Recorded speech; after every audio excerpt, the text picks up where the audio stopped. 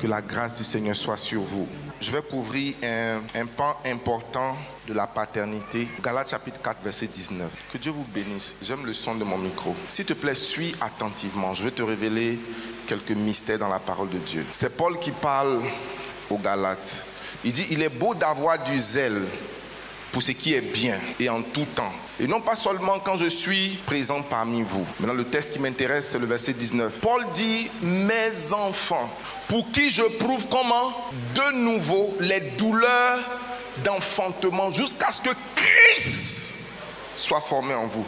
Donc, dans le monde spirituel, ce sont les hommes qui enfantent. Dans le monde naturel, ce sont les mamans qui portent les grossesses et qui poussent, qui ont les douleurs d'enfantement. Mais dans le monde spirituel, ce sont les hommes, les pères spirituels qui donnent naissance. Regarde. Et cette naissance ici, il dit pour que Christ soit formé en vous. Bien-aimé, tu ne peux pas faire sans un père spirituel. De la même manière que tu ne peux pas venir au monde sans qu'une femme ait eu des douleurs pour te mettre au monde, tu ne peux pas devenir mature sur le plan spirituel sans la contribution d'un homme. Et bien aimé, la raison pour laquelle les pères doivent être honorés, c'est parce que derrière la paternité, il y a des douleurs. Des douleurs d'intercession, des douleurs d'enfantement. Il dit, je porte les douleurs de l'enfantement pour que Christ soit comment? Formé en vous. Il ne dit pas que Jésus soit formé en vous, mais que comment? Christ soit formé. On ne peut pas usurper du titre de père spirituel. On n'est pas père spirituel parce qu'on dirige une église. On est père spirituel par la contribution spirituelle qu'on a derrière quelqu'un. Les gémissements. Moi, je n'ai jamais accouché, mais j'ai vu une femme accoucher. J'ai vu quand les douleurs et les contractions commencent. Et les études disent que c'est comparable à des os qui se brisent. Au moins 4 os qui se brisent. Donc la douleur attachée à l'accouchement est tellement profonde. Mais cette douleur-là, c'est dans le but qu'un enfant naisse. Bien-aimé, ne vois pas simplement la paternité spirituelle par les dons, les appréciations, les courbettes, ce que Gérald a, mon père et tout ça. Ce n'est pas que ça. Derrière ça, il y a une grande responsabilité de gémir, de prier. S'il vous plaît, le Saint-Esprit ne remplacera pas la place d'un père spirituel. Est-ce que quelqu'un m'a compris? Donc tu as besoin à la fois du Saint-Esprit et tu as besoin de comment? Actes chapitre 19, on va voir quelque chose rapidement. Actes chapitre 19, est-ce que quelqu'un est avec moi? Actes chapitre 19, on va commencer à lire à partir du verset 1. Regardez, pendant qu'Apollos était à Corinthe, Paul, après avoir parcouru les hautes provinces de l'Asie, arrive à Éphèse. Ayant rencontré quelques disciples, il leur pose une question. Avez-vous reçu le Saint-Esprit quand vous avez cru? Et il leur répondit, nous n'avons même pas entendu. Comment on peut recevoir quelque chose dont on n'a pas entendu parler? Bien-aimé, dans le royaume des cieux, tout commence par la parole. Il dit au commencement était comment? Tout ce que tu ne connais pas, tu ne peux pas l'avoir. Tout ce sur lequel tu n'as pas d'information, tu ne peux pas l'avoir. Et voici des gens d'Éphèse qui ont cru en Jésus. Et quand Paul arrive, il leur pose cette question. Avez-vous reçu le Saint-Esprit quand vous avez cru? Et il répondit, nous n'avons même pas entendu dire qu'il existe comment? Un Saint-Esprit. Il dit, de quel baptême avez-vous baptisé? Il dit, nous avons baptisé du baptême de Jean. Bon, pour couper la longue histoire courte, regardez comment leur vie spirituelle serait amputée sans un père spirituel éclairé. C'est-à-dire que si Paul n'était pas venu dans leur vie, il n'allait jamais goûter le Saint-Esprit. Bien que le Saint-Esprit ait été présent, bien que le Saint-Esprit peut ouvrir les yeux, bien que le Saint-Esprit peut faire beaucoup de choses dans la vie, mais ces gens-là seraient restés dans un schéma du christianisme. Apollos a bien fait. Apollos leur a annoncé Christ. Ils ont cru en Christ, mais ils étaient restés au niveau de la croyance en Christ. Et Paul vient leur dire, il y a bien plus dans le christianisme que ce que vous avez vu. Il leur demande, avez-vous reçu le Saint-Esprit? Dans leur tête, ça ressemblait, est-ce que peut-être c'est un plat? Peut-être c'est une nouvelle nourriture? Peut-être que c'est un habit? Ou bien c'est un livre qu'on donne aux chrétiens quand ils croient? Ils disent, on ne sait même pas de quoi il s'agit. Et Paul va ouvrir la bouche, il va commencer à leur enseigner, il va leur poser une deuxième question. Il dit, aïe, alors de quel baptême vous avez été baptisés? Et nous avons été baptisés du baptême de Jean. Et c'est quoi le baptême de Jean? Le baptême de Jean, c'est le baptême de la repentance. C'est-à-dire, on leur a prêché le péché sans leur enseigner le pouvoir de dominer sur le péché. Et nous avons reçu le baptême de Jean. Et la Bible dit, quand Paul finit de leur parler, il leur impose comment? Les mains. Et il dit, recevez le Saint-Esprit. Et ils reçoivent un transfert. Ils reçoivent le baptême du Saint-Esprit. Écoute-moi. Si tu n'as pas de père spirituel, tu es en danger. Et un père spirituel, ce n'est pas une figure honorifique. Ce n'est pas une figure décorative. C'est une personne qui se tient à tes côtés de la même manière que tu es passé par les entrailles de ta mère pour naître. C'est pourquoi je pense qu'il existe très peu de pères spirituels. Qui est d'accord avec moi? Si on parle de la définition, si on parle de cette définition, où Paul dit, si on reprend dans Galates, il dit, Galates, mes fils, pour qui j'éprouve encore les douleurs de l'enfantement. Docteur, ça veut dire que pour un enfant qui naît, il y a une seule douleur d'enfantement. Il n'y a pas une maman qui a eu 2 douleurs d'enfantement pour un enfant. Mais Paul dit à ces gens-là, j'éprouve encore. Ça veut dire que tu es sorti de mon ventre, mais je continue de ressentir les douleurs. Pour que Christ soit formé. Donc cette douleur, jusqu'à ce que Christ soit formé dans une personne, c'est une douleur permanente jusqu'à ce que la personne soit formée. Écoute-moi. Quand le Saint-Esprit vient dans la vie d'une personne, elle ne fait pas que lui donner des dons spirituels, elle ne fait pas que donner l'onction. Le Saint-Esprit lui donne le fruit. Le fruit, c'est de travailler sur ton caractère, de manière à ce que l'égoïsme laisse la place à la bonté. Parce que l'homme naît naturellement égoïste. L'homme naît naturellement égoïste veut dire qu'il pense à lui. Pas à lui d'abord, hein. Il pense à lui comment? C'est pourquoi quand tu as pris une photo, que vous êtes plusieurs, la première personne que tu regardes, et si tu es mal sorti sur la photo, tu dis la photo n'a pas réussi. Tu as remarqué ça? Ça veut dire que tout le monde peut bien sortir sur la photo. Mais si toi tu regardes, supprimer la photo là. Tu ne veux pas dire non, c'est pas grave, comme les autres sont bien sortis, c'est pas grave. Tu dis non. Cette photo n'est pas... L'homme est fondamentalement égoïste. C'est sa nature fondamentale. Et il faut l'action du Saint-Esprit pour établir dans notre cœur la bonté. Que Dieu nous bénisse au nom de Jésus. Je dis que Dieu nous bénisse au nom de Jésus. As-tu réellement la contribution d'un père spirituel dans ta vie? Tu seras amputé de tellement de choses si tu n'as pas quelqu'un qui a des douleurs de l'enfantement pour toi. Quelqu'un qui se tient dans ton parcours spirituel pour te corriger, pour porter tes pleurs. Non pas seulement toi tes pleurs, tes douleurs. Jusqu'à ce que tu deviennes un homme et une femme en Christ. Je veux que tu saches que dans le royaume de Dieu, dans les choses spirituelles, ce sont les hommes qui enfantent. Ce sont les hommes qui portent les douleurs de l'enfantement. Et les douleurs, la paternité n'est pas simplement liée aux privilèges, mais aux responsabilités et aux douleurs. J'enseigne ce matin sur la paternité selon le ciel, ou un père selon le modèle divin. Comme texte de base, lisons Malachie chapitre 4 verset 6. Il dit, ramènera le cœur des pères vers les enfants et le cœur des enfants vers le père. Bien-aimés, aujourd'hui plus que jamais, nous traversons une crise de paternité. Dans nos familles, dans notre société. Pour moi, la personne la plus importante dans une famille, ce n'est pas la mère, c'est le père. Pourquoi est-ce que c'est le père? Parce que c'est le père qui choisit la femme. Est-ce qu'on est d'accord?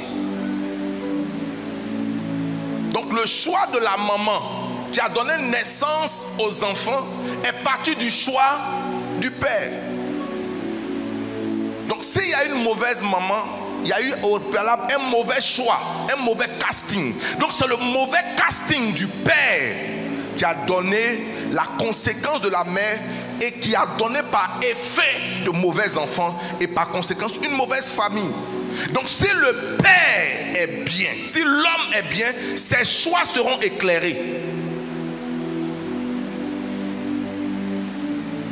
Parce que l'homme devient le leader de la maison, le leader de la famille.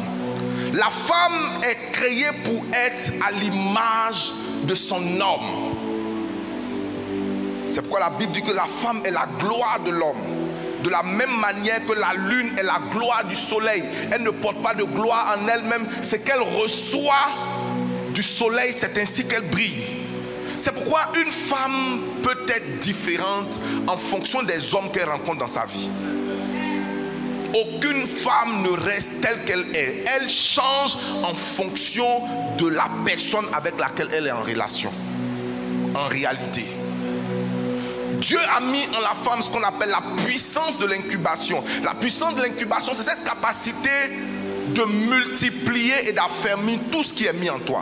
C'est ce qui fait que lorsqu'on lui donne un grain de sperme, elle travaille le sperme et 9 mois après, qu'est-ce qu'elle fait? Elle te donne un enfant. Cette puissance-là n'est pas simplement dans son corps physique, c'est dans tout son être, même dans son âme. Si tu la respectes, elle va te traiter comme un seigneur. Donc elle est juste en l'image de ce qu'elle reçoit.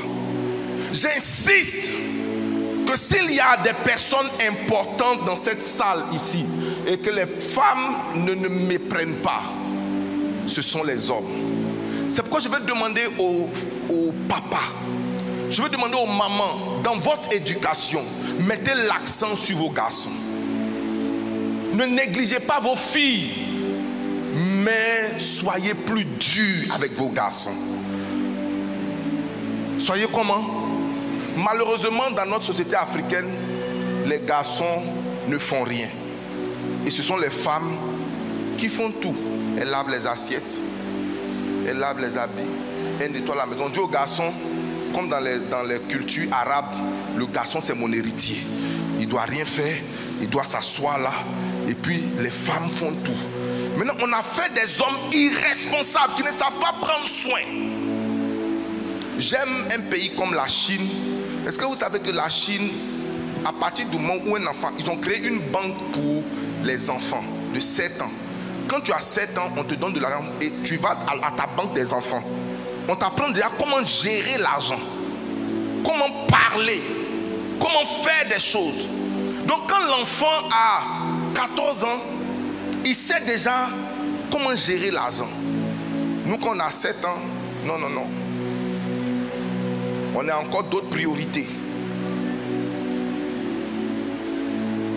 Formez vos fils. Mettez l'accent sur vos fils. Que dit la parole de Dieu? Instruis l'enfant dans la voie qu'il doit suivre. Et quand il sera vieux, il ne s'en détournera pas. Vous ne pouvez pas accuser un apprenti d'avoir causé un accident quand le chauffeur est là. Et le chauffeur de toute famille, c'est l'homme. Et ça part de l'éducation qu'il a reçue. Avant que je ne vienne ici, je regardais les statuts. Et puis,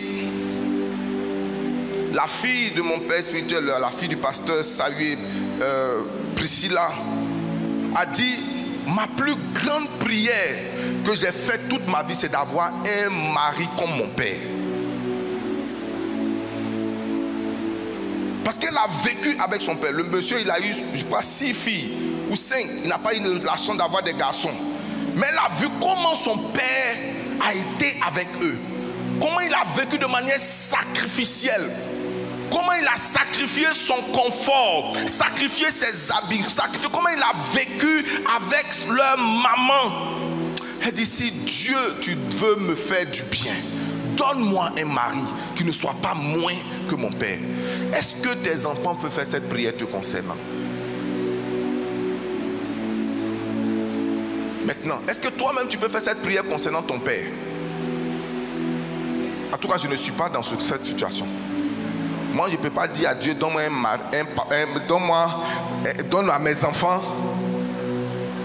un mari comme mon papa. Est-ce qu'on est ensemble? Aujourd'hui, on sera assez direct.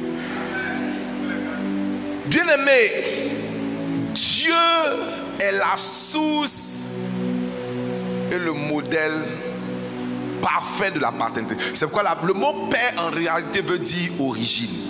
Dis avec moi origine. Quand il dit n'appelez personne sur la terre votre père, ce n'est pas n'appeler personne sur la terre votre papa. Il dit n'appelez personne sur la terre votre source. N'appelez personne sur la terre votre origine. Donc Dieu est notre source. Donc le père dans la maison est de qui vient la source. La source du bien-être. La source de tout ce qui se passe dans la maison. Vous savez, j'avais réservé cette partie pour vers la fin de mon message. Mais j'ai compris que la Bible dit un homme de bien laisse un héritage aux enfants de ses enfants. Mais est-ce que vous savez que le plus grand héritage en réalité, ce n'est pas simplement les biens matériels, mais l'héritage psychologique, l'héritage émotionnel qu'on laisse à des enfants. C'est-à-dire, qu'est-ce que l'enfant a ressenti avec toi? Ça, c'est plus important souvent que les immeubles que tu laisses. Et il y a des gens, ils n'ont rien laissé. Un père absent ne laisse aucun héritage émotionnel. Est-ce qu'on est ensemble? Alléluia. La paternité est une idée de Dieu et elle est révélée dans le ciel. Dieu n'a jamais voulu qu'on l'appelle patron, mais qu'on l'appelle père. Jésus a constamment parlé de mon père. Et quand on lui a demandé d'enseigner la prière, il va introduire un concept nouveau. Il dit, quand vous priez, dites notre.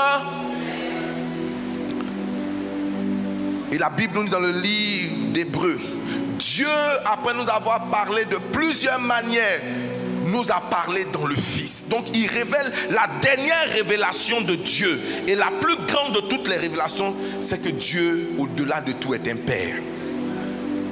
Il n'est pas simplement roi, il n'est pas seulement pourvoyeur, il n'a jamais été appelé patron, PDG, il est plutôt un Père. Bien aimé, la paternité divine est parfaite. Aide-moi à dire cela à ton voisin. Dis voisin, la paternité divine est parfaite. Pourquoi est-ce qu'elle est parfaite? Parce qu'elle réunit premièrement la protection. Un bon père protège sa famille. Un bon père garde sa famille à l'abri du danger, à l'abri de la maladie, à l'abri de la pauvreté, à l'abri des insultes, à l'abri des moqueries. Un père est un protecteur. Deuxièmement, un père pourvoit. Donc la paternité spirituelle réunit premièrement la protection, la provision, la direction et l'affection. Je reprends. Il y a 4 dimensions dans la paternité spirituelle. La première dimension, c'est la protection. La deuxième, c'est la provision. Un père nourrit sa famille. La première fois où un homme a essayé d'être nourri par sa femme, ça a créé la chute.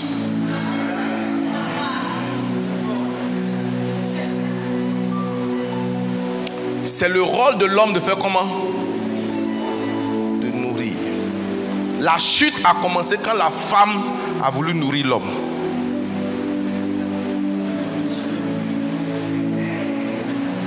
Donc, il ne faut pas accepter qu'une femme te nourrisse. Mon fils Fusion, dis amen.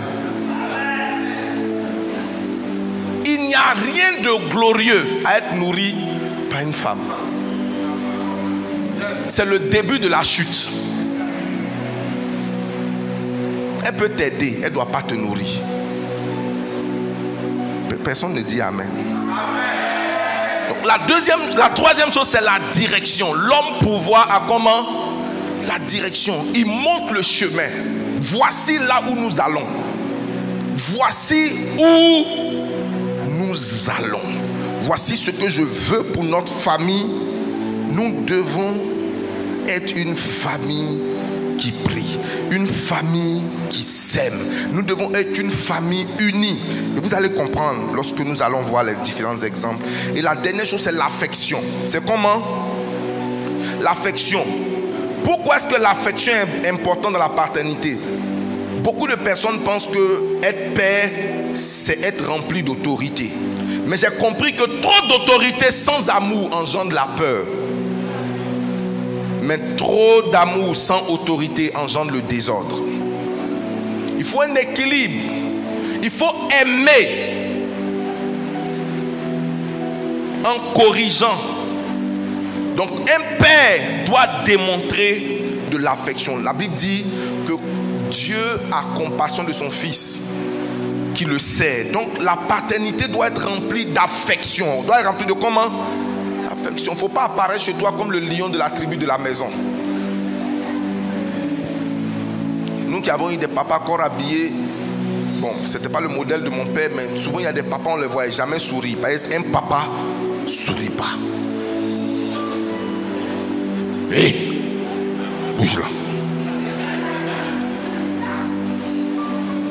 C'est comment? Où sont tes diplômes? Où est ton bulletin? L'interaction, il voit ça comme une faiblesse. Prends ton enfant dans la main. Les études ont montré qu'un enfant qui grandit sans père aura souvent du mal à croire au Père céleste. Il aura du mal à aimer les autres. Bien aimé, il y a un lien vital entre autorité, amour et responsabilité. L'autorité d'un père ne doit jamais être séparée de son amour. En fait, l'homme dirige sa maison par l'amour et non par la force. L'amour est plus puissant que la force. Est-ce que quelqu'un peut écrire cela? L'amour est plus puissant que la force. Le père porte la responsabilité morale et spirituelle de la maison. Genèse chapitre 18 verset 19. Lorsque la paternité est déformée, regardez, Abraham n'était pas le seul homme masculin. Vous savez pourquoi Dieu a choisi Abraham? Dieu justifie son... En fait, moi j'aime le Dieu de la Bible. Mon fils Wakiri, tu peux trouver dans la Bible des raisons logiques derrière tous les choix de Dieu. Dieu ne fait jamais des choix arbitraires. Quand tu vois quelqu'un, Dieu n'a pas dit non, il a choisi lui là, il a méprisé lui là.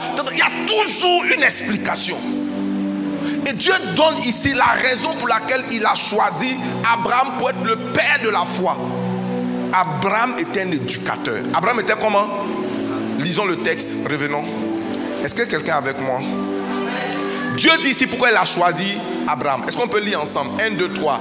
Car je l'ai choisi, afin qu'il ordonne à ses fils et à sa maison après lui de garder la voie de l'Éternel en pratiquant la droiture et la justice, et qu'ainsi l'Éternel accomplisse en faveur d'Abraham les promesses qu'il a faites. Dans une autre version, il dit: je l'ai choisi parce que je sais qu'il enseignera mes voies à ses enfants. C'est l'une des choses dans laquelle Adam a échoué. Il n'a pas pris le soin de dire à son épouse: voici les instructions que j'ai reçues de Dieu. Chacun devait aller chercher sa propre éducation. Un père éduque. Un père fait comment? Éduque. Et la première personne qui l'éduque, c'est son épouse. Tu sais pourquoi? Parce qu'elle est la première personne à porter son nom. Le fait que tu abandonnes le nom de ton père pour prendre mon nom, montre que tu n'as plus ton père comme père et que je deviens donc tu deviens mon premier enfant.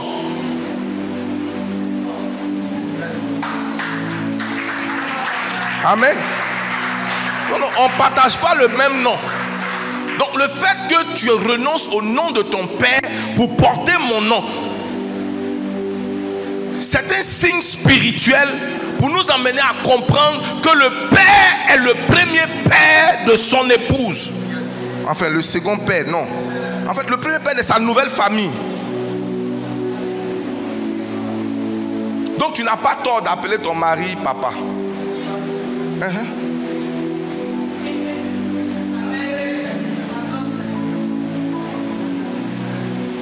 On a appelé Priscille Guéhi jusqu'au jour où quand on est quitté à Port-Boué, c'est-à-dire Madame Kwasi. Elle prend ça comme joie, mais en réalité, Kwasi a enlevé Guéhi. Il est venu se mettre sur ta tête pour dire que maintenant tu n'es plus Guéhi, tu n'es plus Wobé, tu n'es plus Guéré. Maintenant tu es devenu comment? Baoulé. Tu dois prendre l'éducation des baoulés, marcher comme une baoulée. Donc elle parle maintenant baoulé.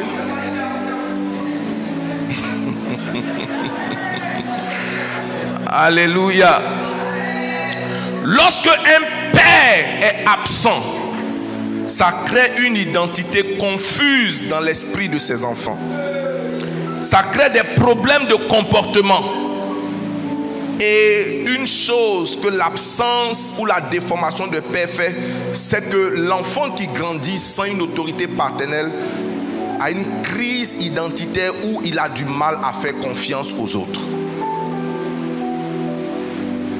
Il a du mal à faire confiance aux autres. Une mauvaise image d'un père, c'est un père qui est autoritaire. Bien aimé, je vais rassembler un mauvais père, définir un mauvais père en 3 thèmes. Un mauvais père, c'est un père autoritaire. Ne confondez pas autorité et autoritaire. Un mauvais père est deuxièmement violent. Un mauvais père est finalement absent. Absent, c'est quoi? Il s'est désengagé de toute responsabilité. Tu peux donner ton argent et être absent.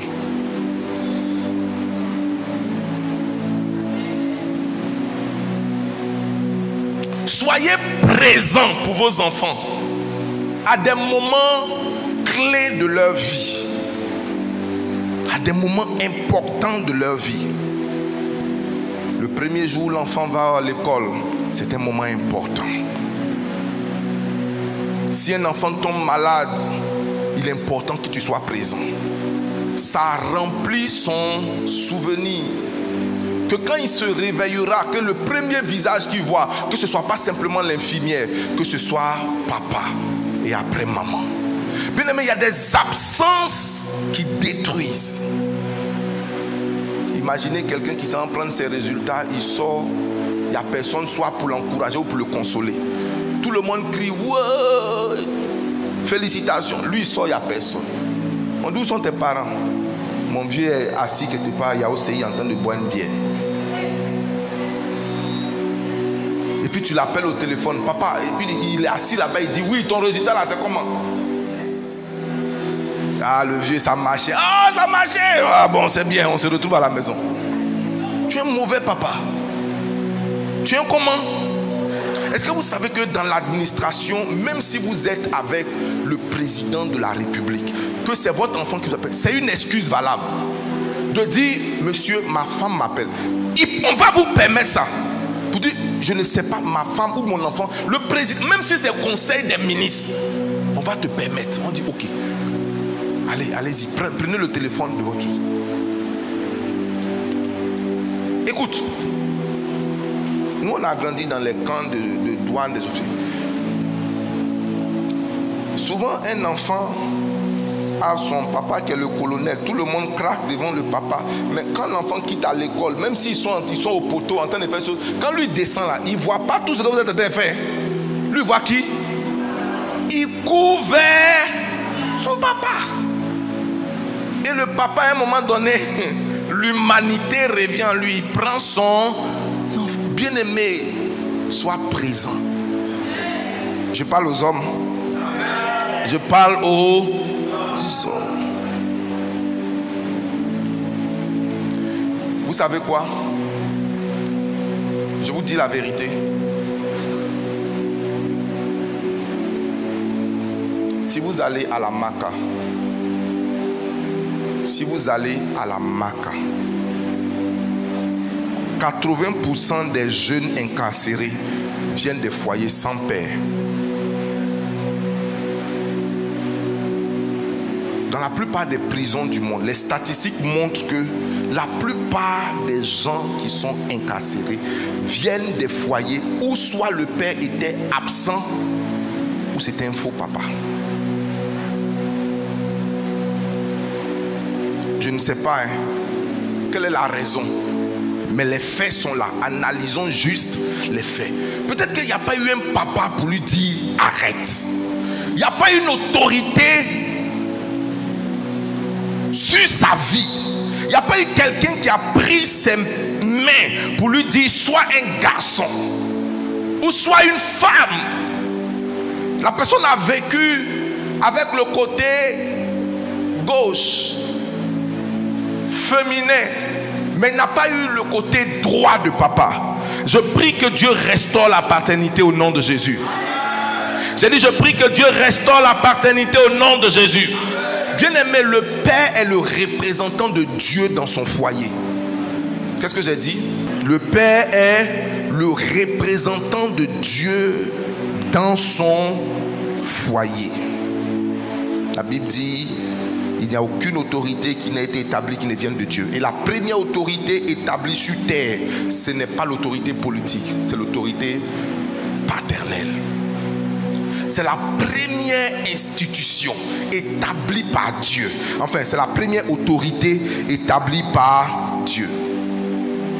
Quels sont les qualificatifs d'un bon père?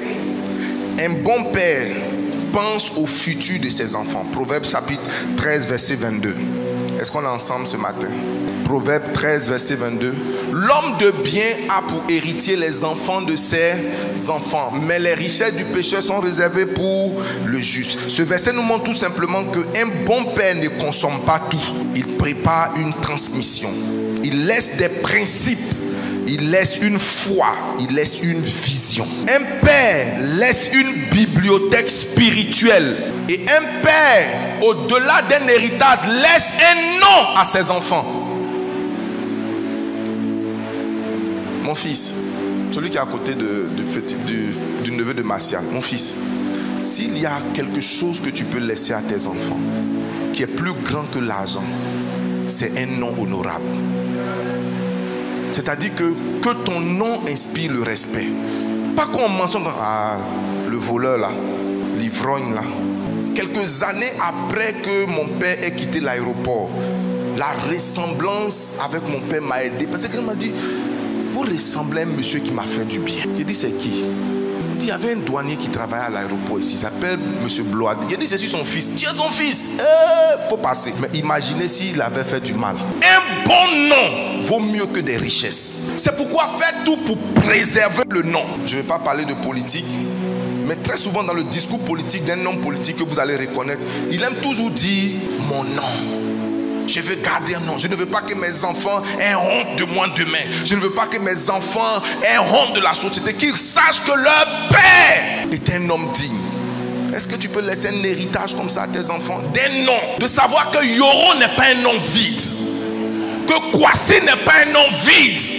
Que c'est vrai que tout ce que j'ai eu, je l'ai eu en travaillant. Que je n'ai pas manipulé les chiffres. J'étais un travailleur. Laisse cet héritage à tes enfants. Bien aimé, c'est plus bon que des maisons, que des richesses. Les maisons, c'est important. Je n'ai pas dit que ce n'est pas important. Mais un bon nom. Je crois que c'est vendredi, je suis allé prêcher au funérailles de la maman. Et puis, c'était la première fois que j'enseignais ce message. Une mort qui parle. Une vie qui parle. Le thème, c'était une vie qui parle après la mort. Et le Seigneur était en train de me dire, parlant d'Abraham, il dit, qui parle bien qu'étant mort. Il dit, la seule manière de parler quand on est mort, ce sont les œuvres que nous avons laissées. Sinon, il y a des gens, quand ils meurent, leur vie s'arrête. Ils arrêtent de parler. Mais si tu veux continuer de parler, quand tu seras mort, ce sont tes bonnes œuvres. Et quelles sont tes œuvres? La Bible dit que celui qui donne à un malheureux prête à l'Éternel. Et Jésus vient dire, n'amassez pas des trésors sur la terre où la rouille et les voleurs ne viennent prendre. Amassez-vous un trésor dans le ciel. Seigneur, comment on remplit la banque du ciel de ces trésors? Comment on remplit la banque du ciel? Il dit pas de bonnes œuvres. Quand je ne publie pas le bien que je fais, je remplis mon trésor. Quand quelqu'un peut dire, j'ai reçu la direction ou je n'ai pas abandonné parce que telle personne s'est tenue à mes côtés. Si quelqu'un peut te regarder et dire, je lui dois après Dieu la vie. Est-ce qu'il y a quelqu'un comme ça dans ta vie? Il y a des gens, écoutez-moi, ce n'est pas par orgueil que je le dis, mais il y a des situations où j'ai eu l'opportunité d'avoir beaucoup d'argent pour moi-même, mais c'était au détriment de beaucoup de personnes. Mais à un moment donné, j'ai dit non, je préfère qu'ils soient bien, parce que moi je peux vivre sans ça, mais eux ils ne peuvent pas vivre sans ça. Mais il y a des gens dans leur tête, même si ces gens ne peuvent pas vivre, il va prendre, il va manger. Alléluia. Souvent tu as refusé de voyager pour scolariser quelqu'un parce que tu as dit, je peux voyager plus tard, mais la scolarité là, c'est important pour cette personne. Je veux retirer cette personne. Et souvent tu oublies. Et ce sont des gens qui te rappellent plus tard. Je bénis Dieu. Je bénis Dieu. Il y a une de mes filles que j'ai conduite dans les eaux du baptême. Pendant longtemps, j'ai oublié. Il y a plus de 30 ans. Madame Kwasi, le propriétaire de l'hôtel à Montrin, à Mans et tout. Elle dit, les bases que je leur ai données dans le christianisme. Aujourd'hui, elle prie avec le pasteur Georges.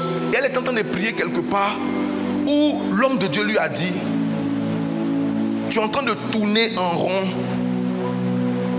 Va prendre une offrande et connecte-toi à l'homme qui t'a baptisé et qui t'a apporté les bases. Donc la dame me cherche, elle m'appelle, dit, mais c'est à quoi? Elle vient là, en mine enveloppe enceinte. Je ne l'avais pas vue depuis plus de 15 ans. Elle dit, papa, je te cherche depuis longtemps. C'est vrai que je prie dans une autre communauté, mais je suis venu me souvenir de ton Dieu. Avant, on n'avait pas ça, mais Dieu nous a bénis. Ce que je suis en train de te dire, ce n'est pas simplement la reconnaissance d'aujourd'hui, mais c'est que remplis ton ciel, remplis ta banque du ciel. Et souvent, pour remplir ta banque du ciel, tu dois te priver toi-même à un moment donné. Sacrifier ton confort, sacrifier une veste, sacrifier un téléphone qui aurait pu coûter des centaines et des centaines de mille pour que quelqu'un soit heureux. Ça dit, docteur, je suis en train de suivre ces derniers temps, excusez-moi, je suis ces derniers temps un monsieur qui parle des différents types de richesses et il établit le statut comme une richesse. Or, le statut, ça s'entretient. Ça veut dire que quand tu te donnes toi-même un statut, tu te donnes, comme on dit en Côte d'Ivoire, un genre. Et le genre, c'est quoi? Moi, je ne monte plus dans Woro Woro. Je ne vis plus dans certains quartiers. Parce que mon statut, donc tu dois changer le statut. Tu ne dois pas porter des... C'est-à-dire qu'il y a un type de montre. Quand tu voyages, tu dois voyager en business class. Le statut, ça s'entretient. C'est-à-dire quand tu arrives quelque part, si ta voiture en panne, tu préfères ne pas partir parce que ça ne coordonne pas avec ton statut. Parce que tu dois chaque fois représenter un statut. Or, le statut là, il est coûteux. Et souvent, tu dois renoncer au statut pour le bien-être de quelqu'un. Parce que ce que toi, une journée pour entretenir ton statut est là, ça peut aider quelqu'un pour 1 an. Toi, ton statut, j'ai béni Dieu, je ne suis pas encore arrivé là. Non, tu arrives à l'aéroport, non, il faut que tu sois dans le business lodge. Ok, le prix de business class pour aller à Cotonou, c'est combien? On te dit 1 200 000. Bon, le billet, le ticket même coûte combien? 300 000. Donc, la durée du voyage, c'est combien? 1h20. Ok, d'accord. Donc, 1h20.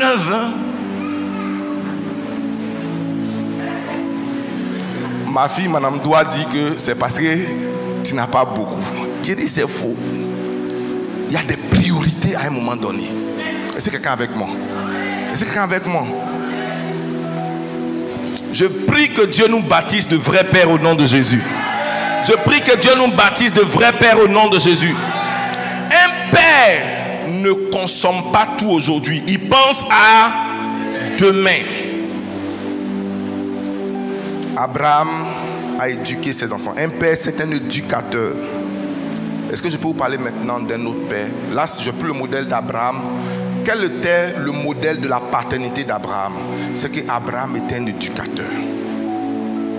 Donc, si tu veux être un père selon le modèle d'Abraham, soyez comment? Des éducateurs. Non seulement qui enseignent la voie de Dieu, mais qui montrent le modèle. C'est pourquoi quand vous allez voir Abraham, il va prendre son fils, Isaac, et il va dire à Isaac, allons adorer le Seigneur.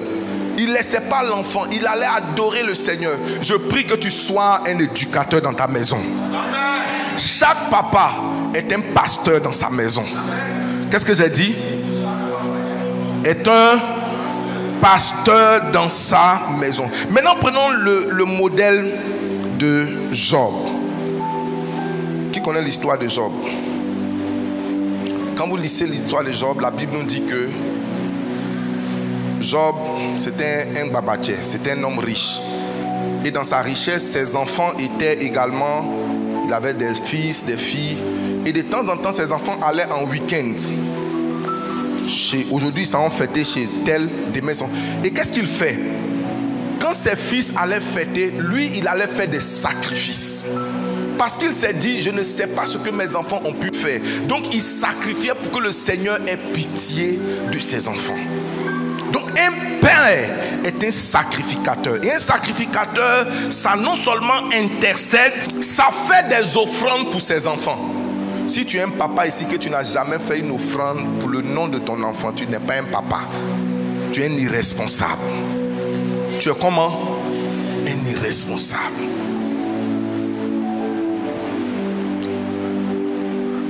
Le père laisse un héritage de grâce et de patience. Alléluia. Alléluia. Je vais finir en parlant d'un père. C'est le père du fils prodigue. Un modèle de père. Vous connaissez l'histoire de ce monsieur qui avait 2 enfants, l'aîné et le petit frère. Et un jour, le petit frère se lève, il dit, toi papa, depuis tu refuses de mourir. Et comme tu ne veux pas mourir, donne-moi ma part d'héritage. Je vais aller jouir de la vie. Et son père a respecté le choix de son enfant. Il lui a donné et l'enfant est parti. Il allait gaspiller tous ses biens au point où il est devenu éleveur de cochons. Il a tellement souffert là-bas qu'il s'est dit, je retournerai dans la maison de mon père. Car je sais que dans la maison de mon père, là-bas, même le serviteur est bien nourri. Je vais dire à mon père, ne me traite plus comme ton enfant, traite-moi comme un de ses serviteurs. Et pendant qu'il revenait, la Bible dit que son père l'a aperçu de loin. Est-ce que vous savez que la première personne à avoir aperçu son enfant, c'est son père? Il était dans une position où je suis convaincu que c'était dans une position d'attente. Donc cette position d'attente, ce n'était pas une attente passive. Je suis convaincu qu'il priait pour son enfant. Souvent, lorsque les adolescents font des choix, laissez-les assumer leur choix à un moment donné, mais accompagnez-les dans la prière. Souvent, si tu veux bloquer le choix de l'enfant, tu risques de le perdre. Laisse-le faire son expérience. Mais pendant qu'il est en train de faire son expérience, que tes prières l'accompagnent. Est-ce qu'on est ensemble? Est-ce que le choix de son enfant était bien? Non. Est-ce que son père savait que ce n'était pas un bon choix? Oui, il savait que ce n'était pas un bon choix. Mais est-ce qu'il a laissé son enfant aller? Oui, il a laissé aller. Parce qu'il a respecté à un moment donné le choix de son enfant. Parce qu'il a dit, Dieu permet à mon enfant de faire son expérience. Mais lorsque l'enfant est parti, il ne l'a pas poursuivi. La Bible dit que lorsqu'il a vu son enfant venir de loin, il a envoyé ses serviteurs et dit, allez, changez-moi les tenues de mon enfant. Faites-moi comment? Changez-moi les tenues de mon enfant. Un père, c'est celui qui reçoit, même après qu'il ait été déçu. Mais lorsque l'enfant est repentant, dis amen. Ok. La deuxième chose concernant ce père, c'est que pendant qu'il organise la fête, son autre fils, l'aîné qui est resté avec lui, revient, et quand il revient, il refuse de rentrer dans la maison. Ça veut dire que c'est un papa qui savait ce qui se passait dans sa maison. Il savait qui est rentré à quelle heure, qui est sorti à quelle heure. Parce qu'il a vu qui est rentré et il a vu qui doit rentrer. Il y a des papas qui ne savent pas à quelle heure les gens rentrent chez lui et à quelle heure ils sortent. Tu es un père irresponsable. Donc ce papa-là a vu que son enfant, il est descendu vers son enfant. Et l'enfant était, il dit, tu es un méchant papa. Il dit, mon fils, comment? Il dit, tu es un méchant papa. Mais qu'est-ce que je t'ai fait? Il dit, mais depuis je suis avec toi, tu n'as jamais organisé une fête comme ça pour moi. Mais ton fils chéri allait gaspiller tout ton argent, il est parti, il revient, tu organises une fête comme ça. Non, papa, tu es méchant. Je ne savais pas. Et voici ce qu'il fait. Il réconcilie ses deux enfants. Un père ne divise pas ses enfants. Il les réconcilie. Et il va tenir un langage à son enfant. Il va lui dire que tout ce que j'ai, ce n'est plus ton héritage. Ce n'est plus toi ta part d'héritage. Mais il faut savoir que toi et moi nous faisons. Parce que on organise une fête pour celui à qui ça n'appartient pas. Mais toi, si tu veux, tue le nombre de bœufs que tu veux, mange aujourd'hui. Vous savez quoi? Il a brisé le conflit qui allait naître entre deux frères. Parce que le petit frère n'allait plus jamais accepter son... Enfin, le grand frère n'allait plus... Un père sait réconcilier ses enfants. Un père sait créer l'harmonie entre ses enfants, même quand ils ont un comportement divergent. Et quand je regarde l'histoire du père du fils prodigue, je vois l'absence de la maman. Donc la Bible insiste ici sur le rôle des pères. Que Dieu nous donne de bons pères. J'ai pas entendu. Je dis que Dieu nous donne de bons pères. S'il te plaît, Dieu merci pour l'héritage que tu vas transmettre, des biens, mais un héritage émotionnel, une sécurité, de l'amour et de la stabilité sont très importants. Maintenant, est-ce que je peux dire quelque chose? Docteur, il y a une déviation qui se promène en ville. Elle est portée par un homme qui s'appelle Zézé Stan. Zézé Stan est en train de former ses enfants de la mauvaise des façons. Il dit qu'il n'a que des filles et que lui, il a dit à ses filles que vous n'aurez pas besoin d'épouser n'importe qui parce que votre papa a déjà travaillé plusieurs années pour vous. Il est en train de bâtir des filles orgueilleuses, incapables de se soumettre à un homme. Quand j'ai lu ça, j'ai dit, moi je veux que mes filles soient à l'abri.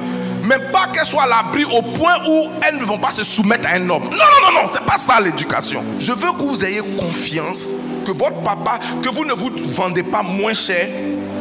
Est-ce qu'on est ensemble? C'est-à-dire que vous n'alliez pas vous vendre au marché pour un téléphone, que quelqu'un ne vous dise pas, ne vous traite pas n'importe comment. Qu'il sache que vous sortez d'une famille, que vous avez un nom. Mais je ne veux pas que vous transportez le nom de votre papa au point où, quand votre mari va vous dire 1, vous allez dire 4. Donc, mon éducation envers mes filles réussit lorsque je laisse un héritage émotionnel, où elles ne sont pas susceptibles, elles ne craignent pas, elles n'ont pas peur, elles ne sont pas dans le doute lorsque leur mari ne rentre pas, ou bien elles ne sont pas toujours dans... Mais qu'elles aiment, elles sont à l'abri, elles sont confortables, elles sont capables d'aider leur mari, d'être soumises, mais qu'elles ne deviennent pas orgueilleuses. Est-ce qu'on est ensemble? Que Dieu bénisse l'écoute de sa parole.